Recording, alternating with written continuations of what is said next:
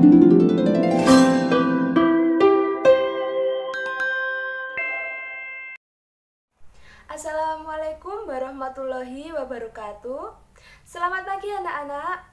Sebelum mengawali kegiatan kita pada pagi hari ini, marilah kita berdoa terlebih dahulu supaya diberikan kelancaran dalam menuntut ilmu. Berdoa mulai. Bismillahirrohmanirrohim. Raditu billahi robba wa bil islami dina wa bi muhammadin nabiyya wa rasula. Rabbi zidni ilma warzuqni fahma waj'alni min ibadika sholihin. Amin ya rabbal alamin. Berdoa selesai. Saya harap siswa-siswi saya dalam keadaan sehat semuanya. Jika ada yang sakit, semoga lekas diberikan kesehatan. Dan ingat, Ibu Imel mengharapkan kalian memiliki semangat belajar matematika walau sedang belajar dari rumah atau sekolah dari rumah. Dan yang perlu kalian tahu juga, kita belajar matematika tidak perlu takut, tidak perlu tegang. Kita belajar matematika dengan santai tetapi serius. Boleh ditemani camilan atau segelas susu hangat supaya semangat kalian dalam belajar matematika itu semakin bertambah. Materi hari ini kita sudah memasuki pada bab garis dan sudut. Untuk pertemuan kali ini, Ibu Imel akan membahas terlebih dahulu mengenai hubungan antar garis. Menurut kalian, apakah titik, garis, dan bidang memiliki definisi? Jawabannya adalah tidak. Walau tidak didefinisikan secara formal, perlu atau penting bagi kita untuk mensepakati istilah-istilah tersebut. Didefinisikan secara formal itu seperti kita mendefinisikan titik adalah, bidang adalah, seperti itu. Jadi sebenarnya titik itu hanya dapat ditentukan letaknya. Titik itu tidak memiliki panjang atau lebar dan juga tidak memiliki ukuran atau besaran. Titik itu dituliskan dengan huruf kapital tunggal seperti A besar, B besar, atau D besar, dan lain sebagainya. Adapun garis, garis direpresentasikan oleh suatu garis lurus dengan dua tanda panah di setiap ujungnya, yang artinya garis dapat diperpanjang ke kedua arah tanpa batas. Garis dituliskan atau disimbolkan dengan huruf kecil seperti M kecil, L kecil, atau K kecil, dan lain sebagainya. Kemudian hubungan antara titik dan garis itu terjadi dalam dua kondisi.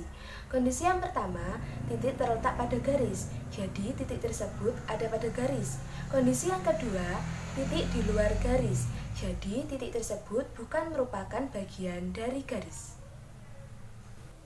Selanjutnya, hubungan antara titik dan bidang juga terjadi dalam dua kondisi. Kondisi yang pertama, titik terletak pada bidang. Seperti pada gambar, titik C terletak pada bidang alfa. Kemudian, kondisi yang kedua, titik di luar bidang atau tidak pada bidang. Seperti pada gambar, titik D yang terletak di luar bidang beta. Sekarang kita beralih pada hubungan antara garis dan bidang. Hubungan antara garis dan bidang dapat diklasifikasikan menjadi tiga, yaitu yang pertama, garis terletak pada bidang. Yang kedua, garis tidak pada bidang atau di luar bidang. Yang ketiga, garis menembus atau memotong bidang.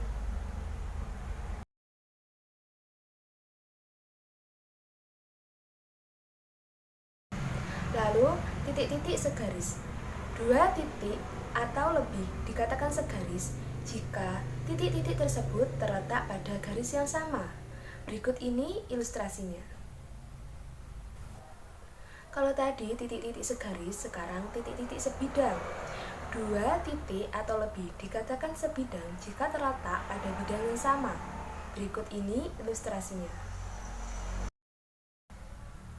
Untuk selanjutnya, kita akan mendeskripsikan garis, ruas garis atau segmen garis, dan sinar garis. Supaya nantinya kalian tidak bingung dalam membedakan ketiga-tiganya, Ibu harap kalian menonton video ini dengan seksama. Oke?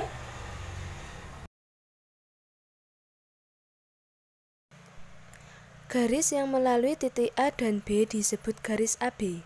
Tanda panah pada kedua ujung garis AB artinya dapat diperpanjang sampai tak terbatas. Garis AB dinotasikan sebagai berikut. Ruas garis atau segmen AB dengan titik A dan B merupakan titik ujung ruas garis AB. Segmen AB merupakan bagian dari garis AB.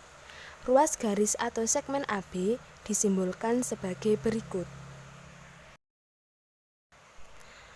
Sinar garis AB memiliki titik pangkal A tetapi tidak memiliki titik ujung, sehingga dapat diperpanjang tanpa batas hanya ke satu arah. Sinar garis AB merupakan bagian dari segmen atau ruas garis AB. Sinar garis AB disimbolkan sebagai berikut. Perlu diperhatikan dan diingat juga bahwa garis AB sama dengan garis BA, segmen AB sama dengan segmen BA, tetapi sinar garis AB tidak sama dengan sinar garis BA. Mengapa demikian? Ada yang tahu apa alasannya? Nah, jadi sinar garis AB tidak sama dengan sinar garis BA, itu yang membedakan adalah arah sinar garisnya.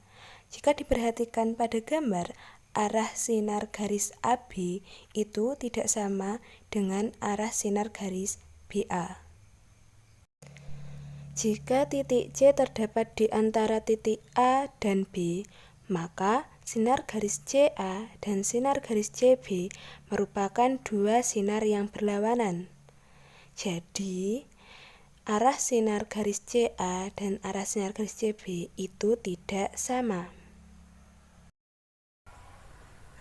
Oke, sudah cukup materi untuk hari ini. Apakah kalian sudah memahami hubungan antara titik, garis, dan bidang, serta deskripsi dari garis, ruas garis atau segmen garis, dan sinar garis? Jika masih ada yang bingung dan perlu ditanyakan, silahkan tanyakan di WhatsApp group. Nanti murid-murid yang lain juga bisa ikut menanggapi selain jawaban dari ibu email sendiri. Jadi, apa yang sudah kita pelajari hari ini? Ya, jadi yang sudah kita pelajari hari ini yaitu mengenai hubungan antara titik, garis, dan bidang, serta deskripsi mengenai garis, ruas garis atau segmen garis, serta sinar garis. Lalu, apa kesimpulannya untuk materi hari ini? Jadi, bahwa titik, garis, dan bidang itu ketiganya tidak memiliki definisi. Kemudian, hubungan antar garis itu ada 5. Hubungan antara titik dengan garis, hubungan antara titik dengan bidang, hubungan antara garis dengan bidang, titik-titik segaris, dan titik-titik sebidang. Lalu, antara garis, sinar garis, dan segmen garis itu ketiganya berbeda. Sebelum pertemuan minggu depan, tugas kalian adalah membuat mind map, yaitu mengenai materi hari ini. Bisa membuat mind map-nya dengan aplikasi atau menggambar sendiri. Nanti softfile-nya silahkan kalian kirim melalui nomor WhatsApp saya. Dan untuk pertemuan kali ini saya rasa sudah cukup. Semoga kalian selalu diberikan kesehatan dimanapun kalian berada. Sekian dari saya. Wassalamualaikum warahmatullahi wabarakatuh.